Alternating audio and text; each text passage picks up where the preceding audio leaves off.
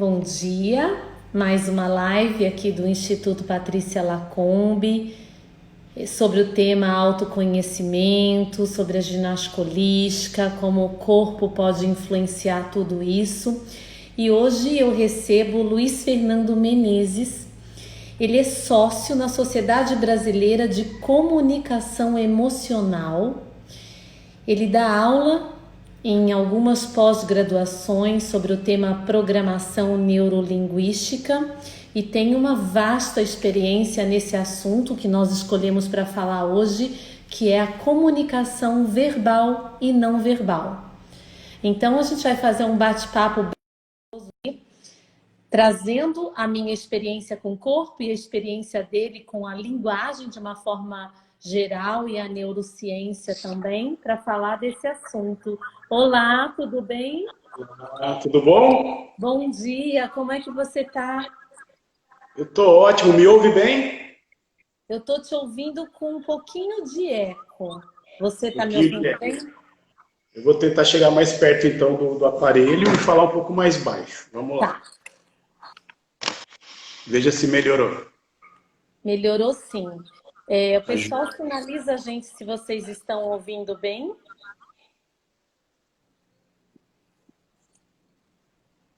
Estão ouvindo bem?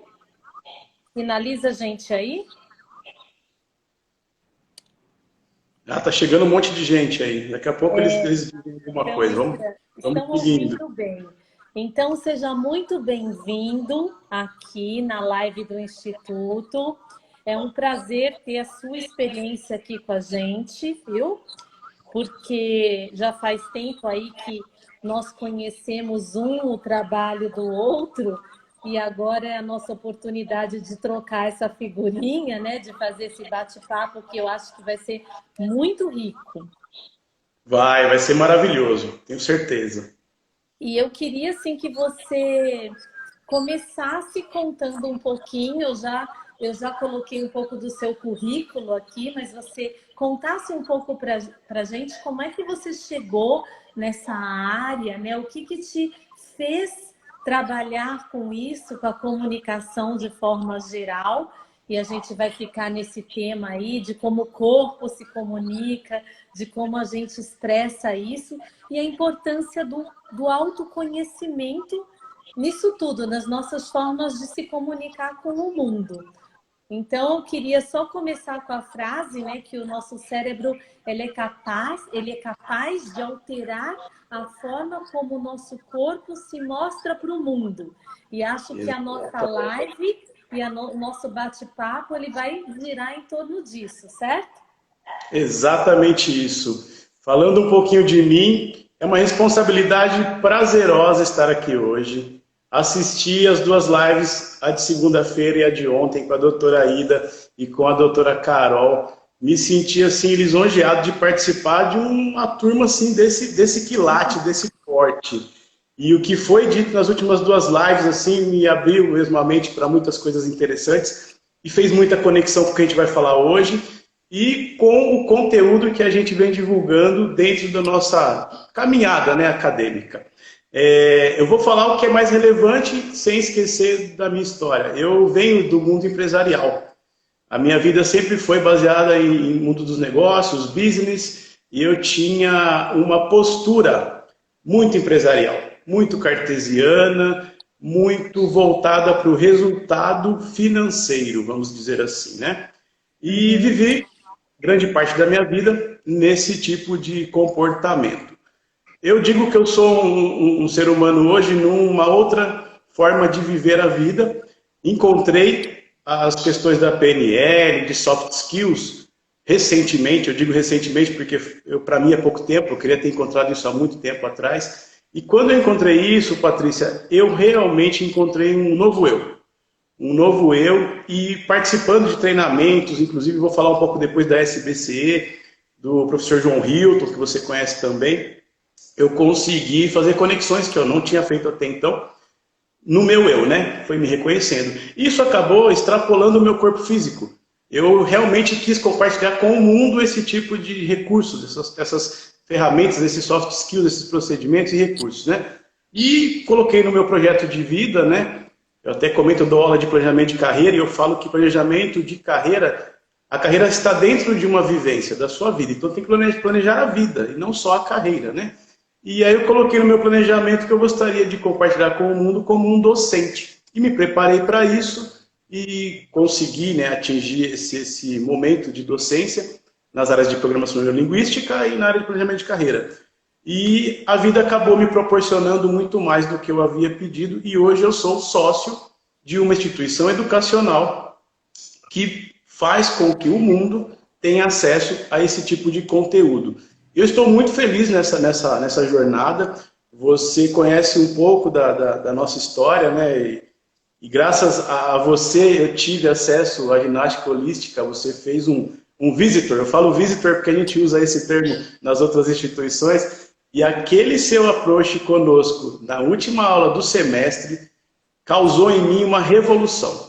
Realmente, a conexão que você tem em relação ao que você proporciona em relação ao corpo, juntamente com os envolve a comunicação emocional, a neurociência, fez uma conexão fenomenal. E por isso que quando você me convidou, eu vi nisso assim uma oportunidade ímpar mesmo, ímpar de poder conversar dentro de um universo que eu até então não tinha acesso, coisas que fazem sentido entre as duas ciências, vamos colocar assim. Então, o que é relevante hoje é a minha caminhada dentro da SBC de Comunicação Emocional, ministrando, né, sendo docente dessas matérias e principalmente, né, trabalhando o marketing e o crescimento da instituição para que nós possamos atingir muito mais pessoas. O meu projeto hoje é voltado para isso, a disseminação e a abrangência maior. E o que você acha, assim, que conhecer um pouco, porque só contextualizando para quem está nos ouvindo, né? Nessa apresentação que o Luiz citou, eu mostrei como a Henry Fried, que é a pessoa que criou essa metodologia que eu trabalho, lá nos anos 30, como é que ela já trouxe esse conceito do corpo e da mente. Como através do trabalho corporal a gente podia atingir as camadas mais profundas do nosso psique, trazendo à tona comportamentos, forma de pensamentos e aos poucos ir modificando isso e trazendo para o inconsciente novos posicionamentos de vida, vamos dizer assim, né? Então, como é que você linkou isso com o trabalho da neurociência, da programação neurolinguística? Como é que você vê essa forma de abordagem dela, né? Porque você veio de um mundo onde a linguagem estava em primeiro plano. Como é que você vê, assim, usar o corpo, essa expressão toda que o corpo pode ter para o mundo na forma de se mostrar? Inicialmente, eu falo para todo mundo que toda comunicação emocional que a gente vem compartilhando com o mundo, ela inicia-se sempre na conexão com o outro.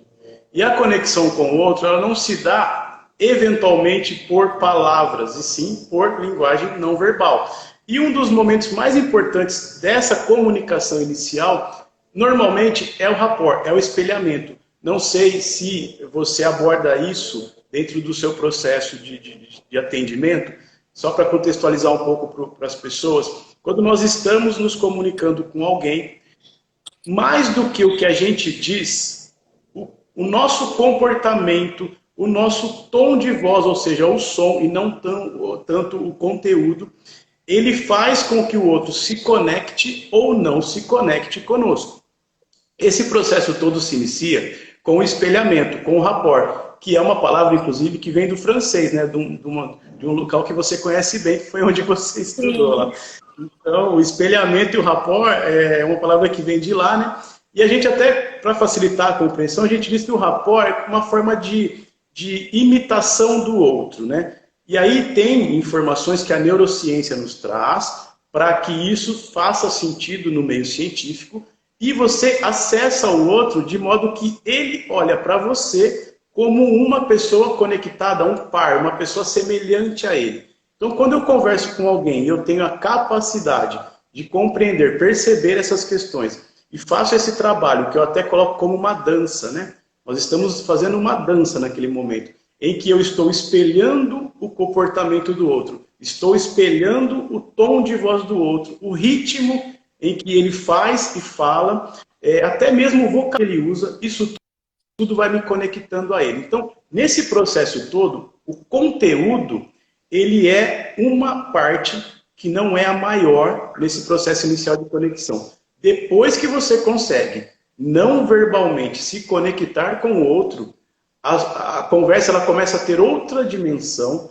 você consegue atingir outros estágios de conexão. Então esse momento não verbal, Patrícia, ele é muito importante para que o cérebro do outro, olha que interessante, que aí já vem de neurociência, consiga se conectar com o interlocutor. E a partir daquela oportunidade de você acessar.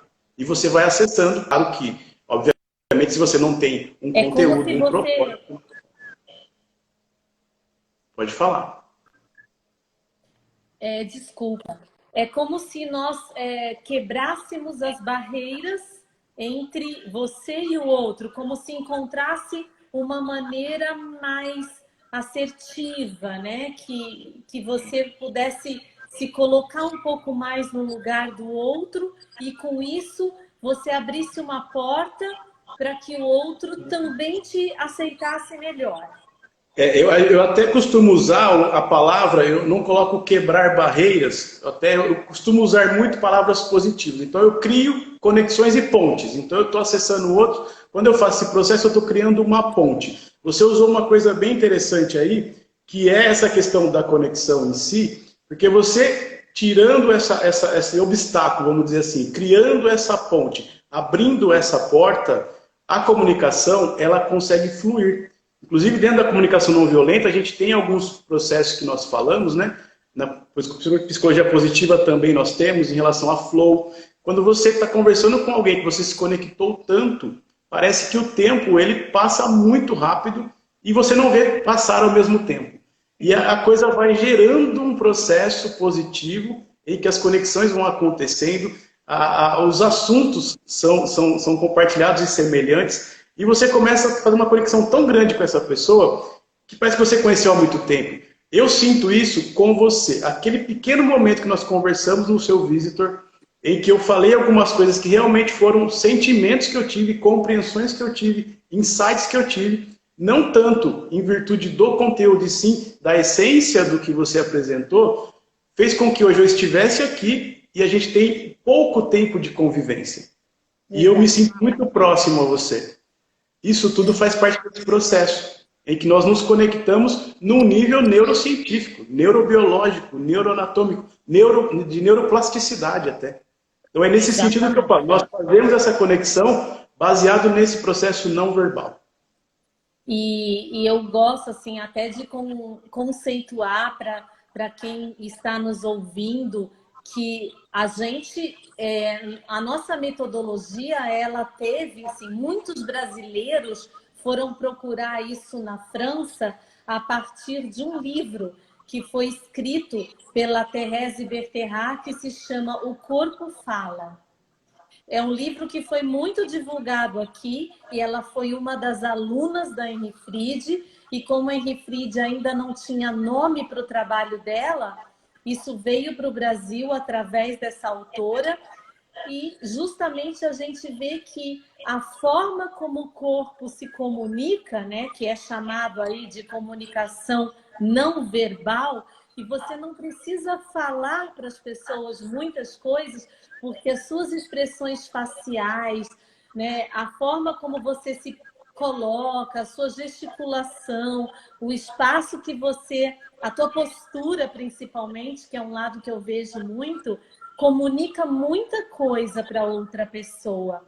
E principalmente, a gente tem falado muito assim, de uma coisa que eu acho que a neurociência me explicou com o passar do tempo, que me angustiava não entender muitas vezes o que eu via no corpo do outro não era aquilo que ele mesmo via.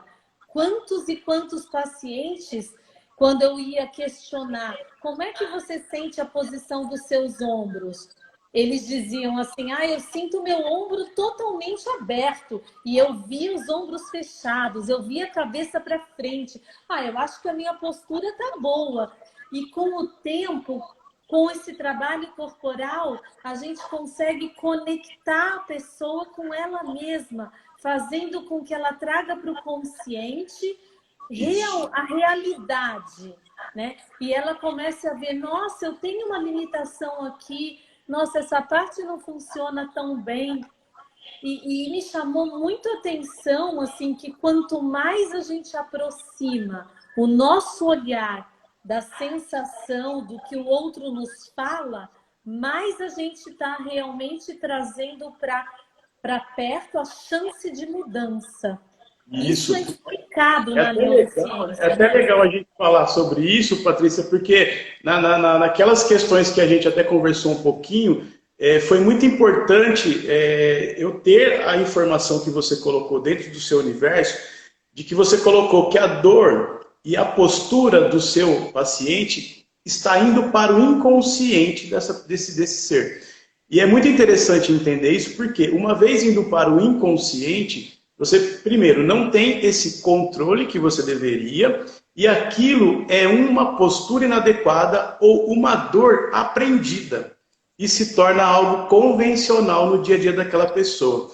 É como se ela fizesse com que aquele momento, aquela situação inadequada, fosse a zona de conforto dela, o convencional, o natural e o normal. Então, esse processo todo que você busca de compreensão, percepção do outro, faz com que esse tipo de situação seja tirado do inconsciente, traga para o consciente para que a pessoa consiga trabalhar isso. Muito importante dizer também que esse processo de autoconhecimento, que a gente busca muito na nossa rotina lá de acadêmica, que a gente busca sempre alguns conceitos para poder facilitar a compreensão. Então, quando eu falo de acolhimento e empatia, eu coloco como isso funciona. Quando eu falo traga do inconsciente para o consciente, existem alguns recursos e ferramentas que você usa, né? Então, esse processo que você faz, ele é parte de algo que você agregou de valor na sua caminhada para você detectar no outro. Então, quando você faz esse autoconhecimento não verbal,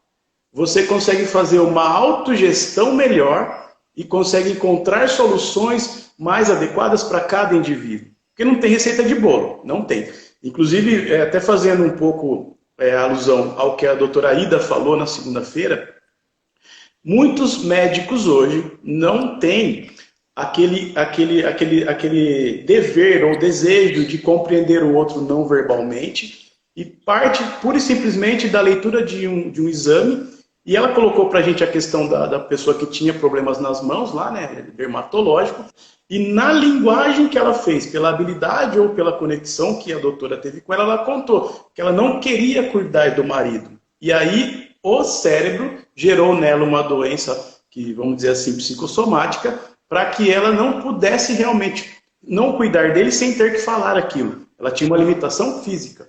Então você faz com que o corpo haja de acordo com o que você gera dentro do seu cérebro. O contrário também é verdadeiro. O que a gente busca são coisas positivas. Não que o seu cérebro reaja negativamente, sim positivamente. Então isso tudo são momentos não verbais que o profissional precisa ter a compreensão para buscar essa informação. Que às vezes o indivíduo não consegue nem dizer para você o que ele realmente tem, o que ele sente ou o que ele deseja, a necessidade dele. Então essa habilidade de fazer as perguntas ou de comportamentos vai gerar essa conexão e esse afloramento de informação.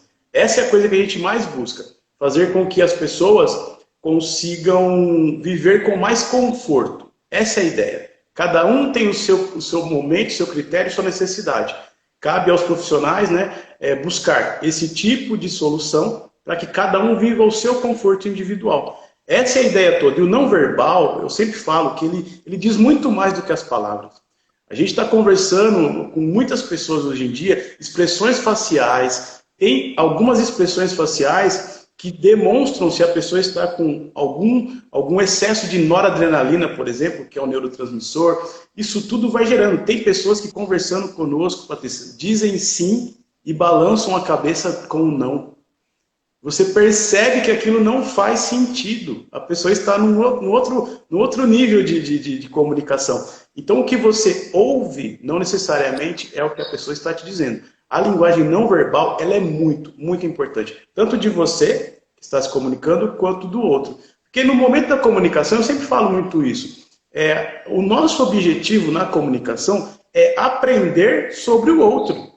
Quando eu estou me comunicando, eu quero aprender sobre a Patrícia. Porque aprendendo e percebendo melhor a Patrícia, eu consigo conectar essa comunicação. E ao mesmo tempo, eu gostaria que a Patrícia aprendesse sobre mim.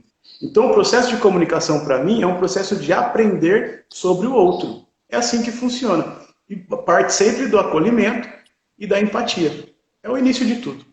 E a gente tem que estar aberto a isso, porque hoje a maior parte das pessoas não quer ouvir o outro e nem aprender o outro, né? Quer impor a sua opinião sobre isso. Eu vejo dentro dos meus tratamentos a modificação na face das pessoas, principalmente daquelas que têm dor crônica, que sofrem, e o que você citou, trazer a dor para o seu habitual, para o seu dia a dia. É curioso como a pessoa chega a verbalizar: essa dor eu já estou acostumada. Você foi mexer com o meu corpo, comecei a ter uma sensação na coxa que eu não tinha. Eu já não tinha essa dor. Deixa mesmo eu com aquela que eu já tinha. Quer dizer, a necessidade que a pessoa tem de ficar na zona de conforto, de não sair dela, e a falta de conhecimento do quanto é preciso um esforço pessoal para sair dessa zona de conforto e chegar aonde você quer chegar, né? Traçar a sua meta do processo de cura. E eu vejo, assim, a expressão corporal. A gente está falando aqui de linguagem não verbal, mas vamos conceituar um pouco para quem está nos ouvindo aí, que é toda forma de transmissão que a gente tem dos nossos pensamentos, dos nossos sentimentos, através de coisas que não sejam a linguagem falada. Então, tudo que a gente mostra com o rosto, que a gente mostra com o corpo, ela traduz o que a gente é. E claro que a gente pode melhorar, a gente pode trabalhar isso para tentar gentilmente trazer para a nossa expressão corporal e facial coisas que nós queremos transmitir ao mundo, né? Exatamente. Então, o que eu acho legal também falar, Patrícia, complementando até o que você está dizendo e até fazendo um meia-culpa, né? Nós temos, infelizmente, a necessidade de comprovações. O ser humano ele tem, na essência, essa questão da ausência de acreditar, né? E na questão relacionada ao que você está dizendo e ao conteúdo que a SBC também divulga, por exemplo, muitas pessoas, até eu encontrar ciência nesse assunto, eu não aceitava. Eu achava que PNL era misticismo, era esoterismo, era coisa de quem tinha problemas emocionais. Quando eu consegui encontrar uma instituição que tivesse embasada em neurociência, em psicologia positiva, com conteúdos, né? E aquilo fez sentido para mim como um cartesiano, essa ciência foi muito importante e relevante para eu mudasse minha mentalidade, meu mindset. Inclusive, a gente tem hoje uma dificuldade muito grande. Ontem você disse que está escrevendo um livro com a doutora Carol, né? Nós também na SBC, nós temos uma necessidade de ter produções científicas, né, efetivas. Então, por exemplo, o professor João Hilton está escrevendo um livro bacana com a professora Júlia Marinho. Não sei se ela está na live aqui. Por quê? Nós não temos... você tem aqui, ó.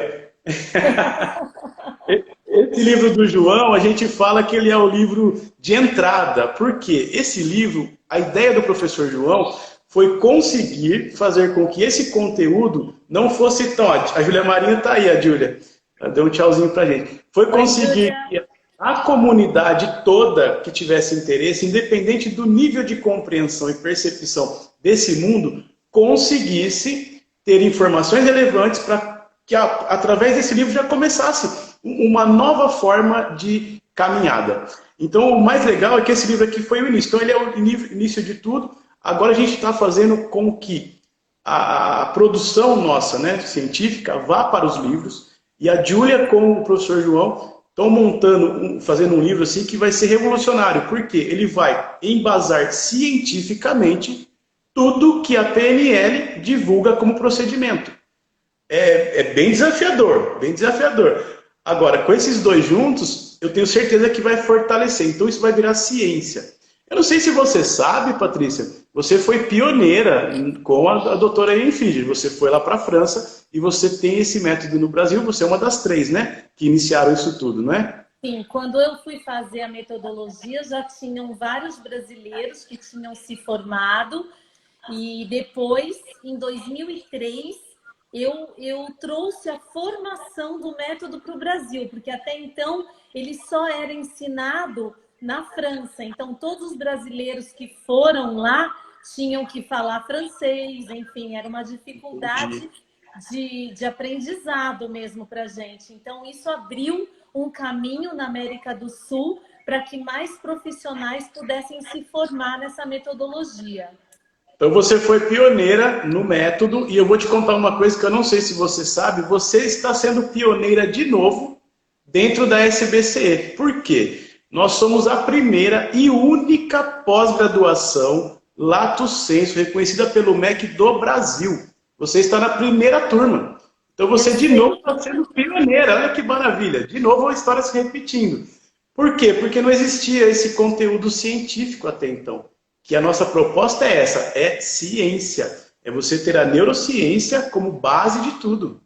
Sim, esse estudo, para mim, ele veio trazer uma compreensão melhor, até porque dentro da minha metodologia, eu percebia, e a gente sempre percebeu, que a gente atinge camadas profundas, né, das pessoas através do corpo, e eu tinha que ter recursos para lidar com isso como professora, e também justamente pelo embasamento que a nossa metodologia, nesse período lá, quando ela veio da Alemanha para a França, muito do que a doutora Enfrid escreveu foi queimado no período da guerra. Então, nós temos também pouca literatura embasando, e ela era sábia, porque ela, na verdade, ela já descreveu o trabalho de mobilidade corporal, de atingir o psique. Isso nós estamos falando dos anos 30. Ela já tinha essa sabedoria que é incrível, que talvez a gente não conseguisse explicar como é que isso se transmitia. Hoje se fala muito das fáscias, mas a doutora Enfrid já fazia isso, já transmitia um movimento do pé que faz efeito na cervical através das fáscias, e ela já conseguia abordar o ser humano como um todo em 1930. Então, isso é muito incrível, o poder que essa metodologia tem, e isso que você falou, eu acho que assim, vamos então trocar a quebra de barreiras, mas eu sempre enfrentei essa situação cética do mundo médico, né? Eu tive que enfrentar isso quase que sozinha quando eu trouxe essa formação para o Brasil, em fazer a medicina acreditar que o ser humano é indivisível, que não tem como a gente olhar para um joelho sem olhar para o resto, e não tem como a gente olhar para o corpo sem olhar para o sentimento, que a dor gera um sentimento. Então, a gente não tem como tratar o ser humano dessa forma. E eu vi uma pesquisa recente que investigava o comportamento humano não verbal, e ela indicava que 50% das mensagens emitidas pelas pessoas são feitas pelo corpo, seguidos de 40% que é transmitido pela expressão vocal, e somente 10% pelo significado da palavra. Exatamente. Quer dizer, isso surpreende, né? Porque é um artigo que está na Revista Latino-Americana de Enfermagem, que mostra a reflexão da linguagem corporal que os pacientes faziam dos enfermeiros que cuidam deles. Então, como você, como um paciente, enxerga o seu terapeuta, a pessoa que está transmitindo a cura, o conhecimento, o quanto a linguagem dessas pessoas como terapeutas é importante no processo de cura. E não vai muito longe, né? Vamos pegar uma coisa do cotidiano, Patrícia. Você provavelmente fala francês porque você esteve lá na França. Eu tenho certeza que os fonemas é a parte menor da sua compreensão. É a linguagem não verbal que te faz aprender uma outra língua. Por isso que quando você aprende uma outra língua baseado em palavras ou letras, a coisa não flui. Primeiro é a dinâmica toda do não verbal, é o som que o seu cérebro já meio que completa e depois você vai para o detalhe da letra. É exatamente isso que você está falando. Para tudo funciona dessa forma. E as pessoas têm que compreender que o cérebro ele tem um mecanismo de funcionamento que nós temos que otimizar, né? E você colocando essa questão dos 50, 40, 10, é exatamente isso. É exatamente isso, para tudo, para tudo, para tudo. E me chamava muita atenção quando eu ia dar a formação para os profissionais, a preocupação extrema, né, com cumprir tarefas e não se aproximar dos pacientes e não se aproximar dos desejos. Então, faz bastante tempo que eu incluí na minha avaliação inicial uma pergunta que surpreende muitas pessoas que chegam aqui, que eu digo, ok, você está me falando da sua dor, mas qual é o seu sonho? E quando eu fazia essa pergunta, né, a pessoa mostrava no corpo nitidamente, meu sonho é voltar a nadar, ou meu sonho é sentar para brincar com os meus netinhos. Então, não tinha nada a ver com aquilo e que muitas vezes você nunca alinhava essa expectativa. Você tratava os pacientes com aquilo que você quer, que você vê, e não com aquilo com que a pessoa deseja de você, né? Recentemente, eu passei por uma sala aqui e tinha uma das minhas fisioterapeutas fazendo a avaliação inicial e ela falava e eu escutei uma paciente dizendo assim, meu Deus, aqui é minha última esperança, vocês são conhecidos no Brasil porque vocês tratam casos impossíveis, e será que alguém vai olhar para mim? E ela falando junto com a fisioterapeuta no meio da avaliação, e eu entrei, né? E aí, depois discutindo com a fisioterapeuta, que eu disse para ela, o seu rosto, na hora que eu entrei na sala, você ficou brava comigo porque eu interrompi a sua avaliação, mas, na verdade, aquela paciente, ela estava precisando de outro gesto. Não importa, ela não estava ouvindo nada daquilo que você falava. Ela só queria que você dissesse para ela, você veio ao lugar certo, a gente vai te ajudar. É isso mesmo. Então, ontem a doutora Carol falou sobre isso, né, a doutora Carol? Ela disse que ela foi ouvir os pacientes de bariátrica, né, fora do horário, e ela percebia muito aquela ausência de felicidade perto da realização de um sonho. E o bacana que ela colocou, que a pessoa não busca pura e simplesmente a perda de peso, e sim o que vai proporcionar na vida dela aquela perda de peso, que é uma questão envolvendo autoestima, ou um esporte, ou poder amarrar um tênis, que é uma coisa que as pessoas às vezes não conseguem por estar obesa. Então, assim, é o que ela vai conseguir, não simplesmente perder o peso. E quando ela foi até lá e conversou com essas pessoas e entendeu a necessidade, e isso é um dos processos de acolhimento, compreender a necessidade do outro, ela conseguiu ser uma profissional muito melhor. Por isso que ela é tão jovem e já com tanta condição de poder ajudar o mundo. Eu estou tendo uma alegria de conhecer muitas pessoas jovens na profissão que conseguem já mudar o mundo. Isso está me deixando assim, muito feliz, porque eu vejo que existe um movimento muito positivo, buscando as soft skills, né, as habilidades interpessoais e intrapessoais, porque assim, eu sou um estudante de futurismo também, não sei se você sabe. E o mundo, ele está migrando para essa questão da robotização. Então tem muitas coisas que os robôs vão fazer melhor do que nós. Agora, eles nunca conseguirão ser humanos, que é o que nós somos, na essência. Então, quando você busca habilidades pessoais, interpessoais, intrapessoais, você está potencializando o que você é de melhor e usando depois os recursos tecnológicos que nós temos aí. Então, essa ideia de conseguir conectar o humano, fazer o humano melhor, é muito bacana. Até entrando nessa questão de holístico, me deu um insight aqui, que nesse momento que nós estamos vivendo, né, dessa questão de distanciamento físico, não social, porque a gente está aqui se socializando, né, fisicamente não, socializando sim, e até usando, pegando emprestado, né, a palavra holístico, né, eu estou divulgando a ideia de que nós estamos passando por uma seleção natural holística. Por que eu digo isso? Porque uma seleção natural biológica, nós temos o vírus aí, uma seleção natural psicológica, está sendo um desafio grande para a psicologia de todo mundo, e uma seleção natural, que eu falo assim, vamos dizer assim, espiritual. Vamos colocar o espiritual. Então eu tenho hoje uma questão biológica, uma questão psicológica, uma questão espiritual. Olha como as pessoas elas estão tendo uma dificuldade de entendimento, vamos dizer assim, porque elas não têm esses recursos, esses processos que elas deveriam ter passado de autoconhecimento, de evolução como ser humano. Então eu coloco hoje esse momento, óbvio que os falecimentos e os adoecidos, nós não podemos achar isso uma coisa boa, não tem como fazer.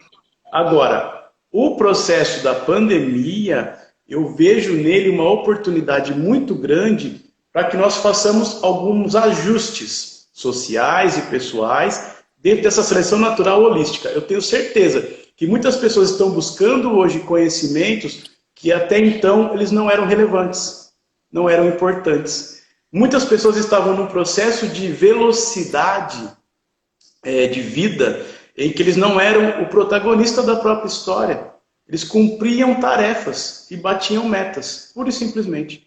Hoje elas são, de certa forma, convidadas, né, a fazer outro tipo de conexão. E isso está deixando muita gente preocupada, temerosa e perdida, porque não houve esse processo de autoconhecimento, de autogestão.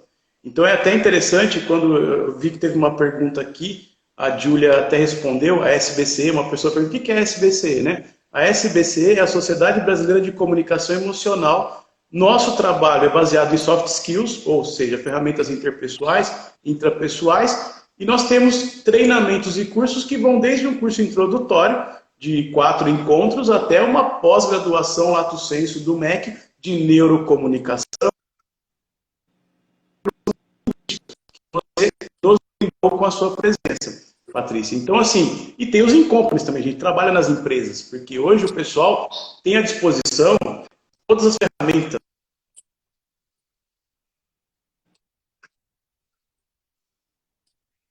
Baseia-se todo o emocional.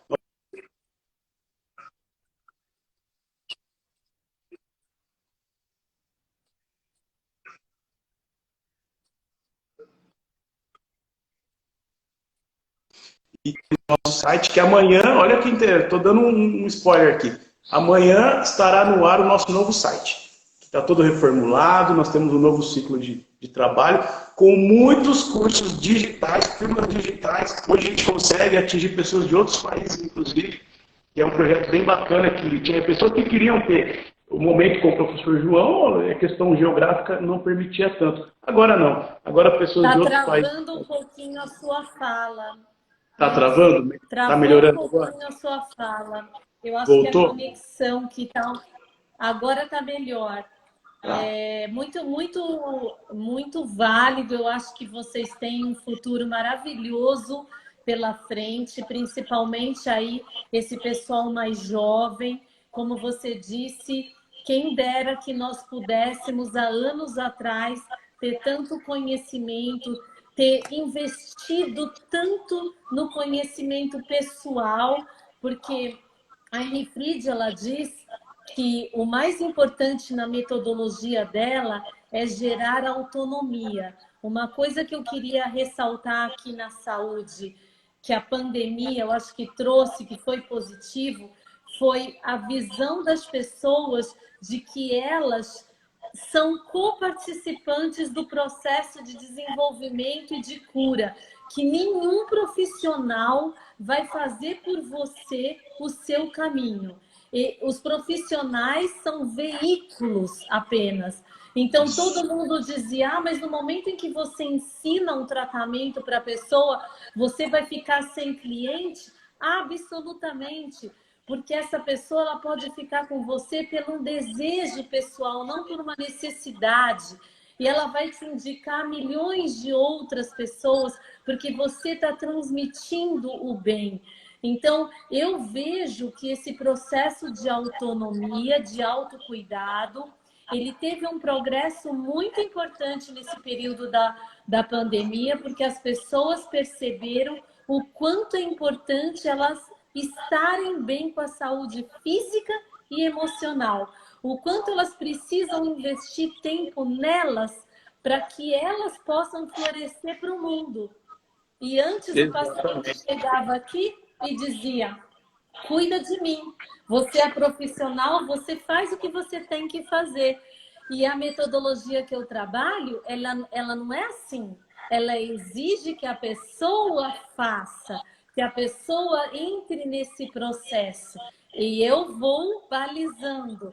Então, hoje, como a gente está fazendo isso à distância, ok, as pessoas entenderam que elas têm que fazer, mas eu acredito que isso tenha sido um movimento que veio para ficar. Esse Sim. movimento do autoconhecimento e da importância que você tem que dar para a sua autonomia em todos aqueles processos que você acha que são importantes. Então, que eu sei que vocês atuam nas escolas e o quanto, muitas vezes, o autoconhecimento de uma criança, do corpo, dos sentimentos, dos pensamentos, é muito mais importante do que milhões de matérias escritas e lições de casa, né? Quer dizer, o quanto as crianças hoje se conectam com elas. O problema é esse tecnicismo, né, Patrícia? Existe um tecnicismo muito exacerbado que acabou gerando nos pais e nos educadores uma limitação de poder educar de uma forma mais humana, né? Você vê que todo mundo está terceirizando. Você colocou uma questão interessante. As pessoas terceirizam para você a solução, como eventualmente alguns pais terceirizam a educação para os educadores formais nas escolas. Então é uma forma de você transferir responsabilidade. Isso tudo eu vejo como algo que é ausência de conhecimento, né? Eu tenho até um amigo, o Luiz Henrique Bois, não sei se vocês já ouviram falar nele, ele é um escritor, é uma pessoa bem interessante, trabalha com a ONU, né? E está em 30 países, tem alguns livros publicados, e tem um livro dele que ele fala sobre o sofrimento, né? E um dia ele estava comentando que ele foi num programa de televisão, acho que foi até num da Globo, e a pessoa fez uma provocação com ele, falou assim, em 2 palavras, desse livro inteiro que você escreveu, por que a gente sofre então? Por que sofremos? Em 2 palavras. Ele parou, pensou e respondeu bem simplesmente, e isso daí virou um mantra na minha vida. Ele falou, nós sofremos por ignorância. Aí eu parei, pensei e falei, cara, isso faz sentido para tudo. Por quê? A gente sofre por não ter recurso, por não ter conhecimento, por não ter informação. E aí vem uma frase que aquele dia eu falei para você no seu visitor, eu falei, olha, a dor pode ser fruto da ignorância de si como indivíduo. Foi verdade. Então a dor pode ser fruto da ignorância de si como indivíduo, ou seja, você sofre por ignorar quem você é, ignorar a si mesmo. Então, quando eu falo para as pessoas, tente se conhecer, tente aprender mais coisas sobre você, tente se perceber. É uma forma de você diminuir a sua ignorância de si mesmo, e aí você consegue saber o que é melhor para você, porque as coisas são individuais. E eu falo muito para as pessoas, ontem inclusive a Carol falou uma coisa, eu achei muito legal. É um complexo de coisas, você falou muito bem, às vezes um problema no tornozelo vai gerar um problemaço no quadril. E a pessoa não tem essa consciência, ela tenta compensar aquele tornozelo ruim com um outro movimento, outro gesto corporal que vai causar um outro problema e aquilo vai desencadeando um processo todo complexo de problemática, né? Sistêmica, vamos dizer assim. Sim, a Andréia colocou aqui que a gente ignora os sinais. Isso foi falado ontem também, né, pela Carol, que vários sinais que o corpo dá E como, se hoje a gente tem 80% da população mundial, segundo a própria Organização de Saúde, que sofre de dor, e principalmente grande parte dessas dor crônica, a que a gente atribui isso? A falta de conhecimento. Exatamente. Primeiro, a falta de noção de que existem formas simples de cuidar do corpo, de prevenir. Se você usa o corpo como a sua ferramenta de vida, de trabalho, a gente usa o corpo para tudo, para comer, para trabalhar, para dirigir. Por que eu não posso dispensar 20 minutos, 10 do meu dia, para fazer um trabalho que beneficia a minha maior ferramenta de vida? Eu me pergunto isso todo dia. Todo dia. Por que eu não posso acordar, trabalhar minha respiração, meu corpo, me preparar, assim como antigamente a gente aquecia o carro, né? Assim como a gente faz manutenção, e isso é tão claro para todo mundo, eu tenho que pôr combustível no carro, e por que eu não posso pôr combustível nas minhas articulações? E é um detalhe interessante que eu costumo divulgar, né? Que eu falo que o corpo humano é como se fosse um carro de Fórmula 1, de alta performance. Você acredita que o carro de Fórmula 1 vai parar no posto na esquina da sua casa e colocar aquele combustível que tem ali? Não. Ele coloca um combustível muito melhor. Se você colocar um combustível em você que não é adequado para a sua alta performance, você não vai performar. Então você tem que olhar isso de uma forma holística mesmo. Você tem que tratar do seu cérebro, da sua mente, do seu corpo, da sua alimentação, dos seus pensamentos. Quando você consegue ter percepção disso, você potencializa o seu lado indivíduo, né, vamos dizer assim, e a coisa vai melhorando. Então é bem legal isso que você está falando, porque realmente essa questão holística de como você se alimenta, e não só de alimento, comida, né, vai fazer você um diferencial dentro da sua caminhada, né? E aquilo me traz também que você falou que você trabalha como um maestro, né, no seu trabalho. Você fala, é como se eu fosse um maestro. Eu vou organizando ali, vendo detalhes e tal. E aí isso me fez ter uma outra ideia também, que a gente deve ser maestro de nós mesmos. Porque como é que você vai calibrando isso tudo? E a calibragem, ela até me traz outra palavra bacana, que é a homeostase, né, que é o equilíbrio biológico, que eu acredito muito nisso. Tento buscar sempre essa questão da homeostase. Então, se você consegue ser maestro de si, você consegue buscar mais vezes a homeostase. E para ser maestro, você tem que ter o quê? Conhecimento. Primeiro, saber das ferramentas, dos recursos e procedimentos, olhar para si, conseguir entender como você funciona e o que você precisa, porque a sua necessidade é diferente da minha. E aí a gente consegue criar aquela harmonia de você viver no seu conforto. E é legal também eu falar de uma outra coisa que eu gosto muito, que tem um gap muito grande, Patrícia, entre a vida que nós temos hoje e as ferramentas que nós temos. E tem um cara que eu ouvi recentemente, se não me engano foi o Simon Sinek, um cara que fala sobre empresas e etc. Ele falou assim, que nós temos hoje batalhas modernas com ferramentas pré-históricas. Então esse gap é muito grande, que as batalhas são todas muito novas e tudo dinâmico e tal, e aí quando você vai buscar seu cinto do Batman, só tem coisa pré-histórica para você usar. Então esse gap é muito grande, isso acaba gerando um problema porque você não consegue agir em tempo adequado, porque assim, nossa biologia, se você não potencializar, você vai agir em alguns momentos com o seu cérebro reptiliano, que é o homem das cavernas. Você vai agir de uma maneira pré-histórica, e a batalha é moderna. Então, você tem que tentar diminuir cada vez mais esse gap, para que você tenha o cinto do Batman atualizado para as batalhas que nós estamos vivendo agora. E um dos maiores prejuízos, vamos colocar assim, que o ser humano ele tem, é fugir de conflitos. Tem um cara que ele fala que nós temos que, eu até acho que ele fala, ele é muito extremo, ele fala que nós temos que nos engajar ao conflito. É como se você estivesse buscando conflito, né? Na verdade não é isso. É quando acontecer um conflito, você se conectar a esse conflito como uma oportunidade. Por que você foge do conflito? Porque você não tem recurso, você fica inseguro. Se você tem recurso, você vê no conflito uma oportunidade de crescimento das pessoas que estão naquele conflito, porque você tem condições de fazer isso. Então, assim, são detalhes que a gente vê assim no dia a dia. Por exemplo, eu trabalho com liderança. E lidar com pessoas é necessário que você abra mão do seu próprio ego. e evite piorar tempestades. É simples assim. Lidar com pessoas, abra mão do seu próprio ego, tente não piorar a tempestade. E eu falo muito que a gente costuma viver, né, relacionamentos baseado em jogo de tênis, em que você tem que fazer com que a outra pessoa não devolva a bolinha, né? Você tem que ganhar da pessoa.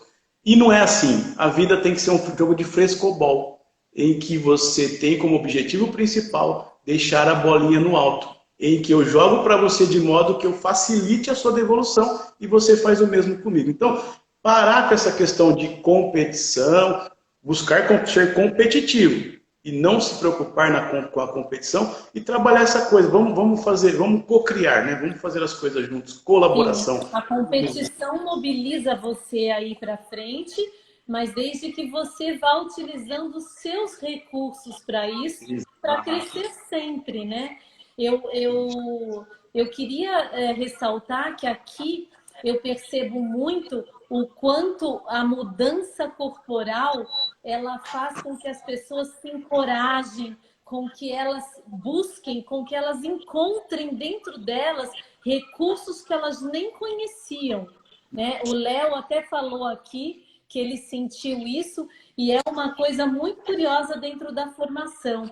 Quando a gente começa a modificar o corpo, a gente começa a estar bem conosco e isso abre portas para uma série de outras coisas que você vai trazer para o seu cotidiano, para o seu dia a dia, porque muito disso te encoraja.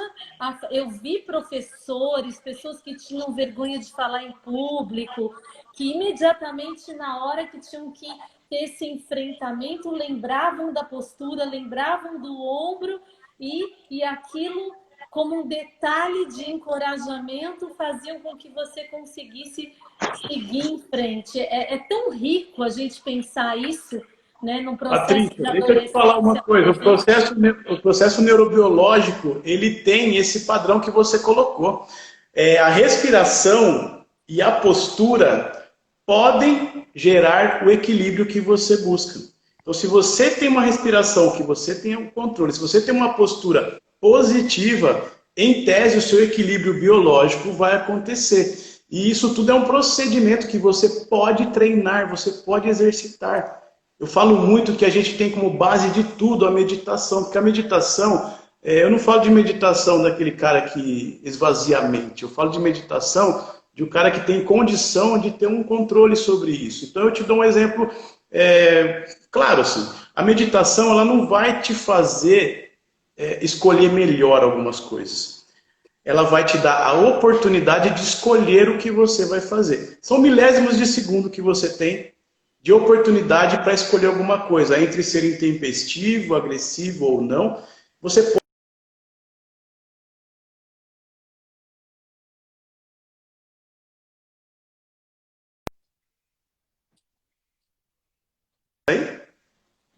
Deu uma Tá travada. Deu uma falhando um travada. pouquinho a sua voz? Perdão, perdão. Então, assim, a ideia da meditação é essa, que você tenha a oportunidade da escolha. Essa é a ideia. E faz parte do processo de respiração, postura e equilíbrio. Muito bem. E a gente agora, daqui a pouquinho, vai acabar o nosso tempo aí. Já? Eu acho importante a gente deixar uma mensagem para as pessoas, né? Porque eu queria deixar uma frase, queria também que você deixasse aí um Vou deixar. aconselhamento para todo mundo. Então, eu queria deixar a frase que eu venho falando aí toda essa semana de lives, que a nossa atitude física, ela é um espelho da nossa psique. Então, se olhem mais e percebam o que vocês estão mostrando para o mundo, com o corpo de vocês, e cada vez mais entrem em contato com isso, principalmente, né, reforçando aqui o que o Luiz falou, o nosso exercício de autoconhecimento, ele começa pela observação do corpo e pela respiração.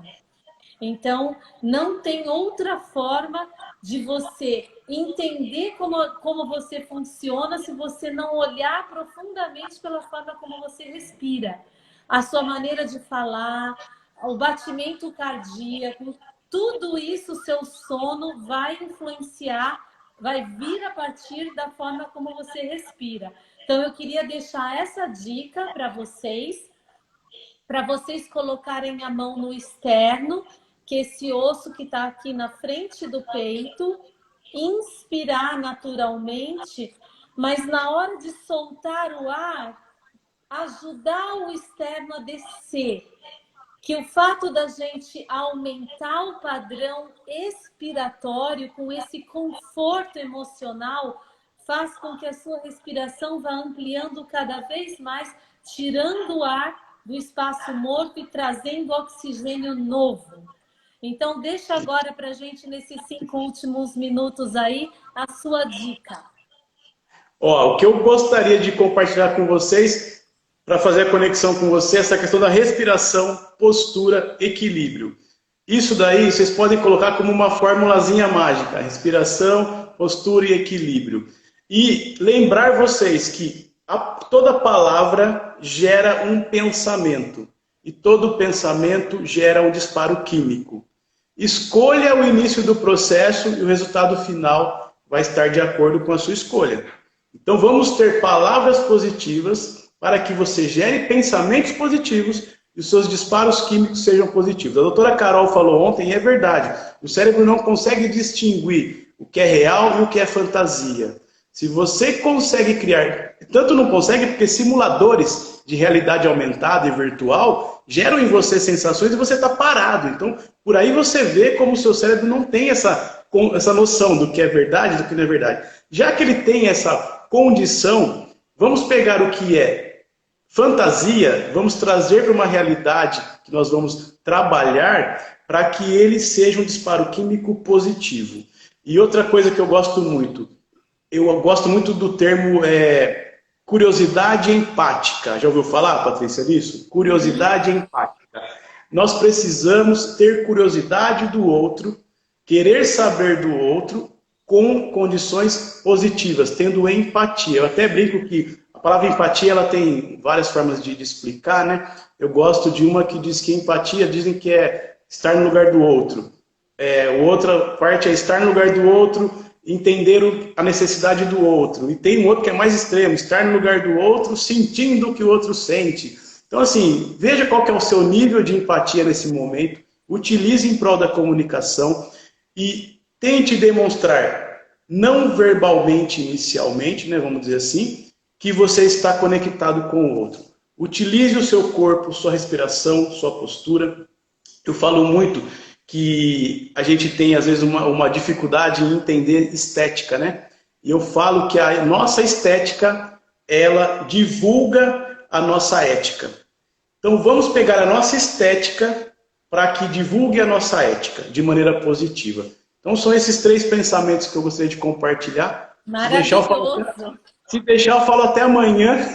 E eu estou muito feliz de estar aqui. Mas aquilo que a gente falou, né? Quando a conversa é boa, quando o papo é bom, parece que começamos há 5 minutos.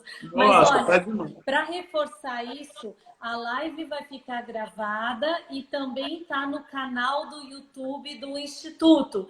Então, quem entrou agora no finalzinho, quiser ouvir um pouco mais, rever esses conceitos, é só voltar lá, que vai ficar gravada para todo mundo. E eu queria também convidar os profissionais que estão aqui conosco e também você para uma aula que eu vou dar na sexta-feira à tarde, que é justamente as estratégias da ginástica holística para trabalhar o corpo atingindo a mente, tá? Maravilhoso. Então, quem quiser conhecer um pouquinho mais, é uma aula prática e são ferramentas que a gente usa para se conectar de forma mais profunda no corpo. Um grande abraço para você, meu agradecimento pela sua presença hoje aqui e de todos vocês. Léo, estou esperando você lá também, tá? Um beijo enorme, viu? Patrícia, gratidão eterna pelo convite. Estou muito feliz de estar aqui e estou me sentindo muito especial de participar nessa semana dessas lives. Tá? Um grande abraço, um grande beijo. Um abraço. Tchau, querido. Tchau, tchau.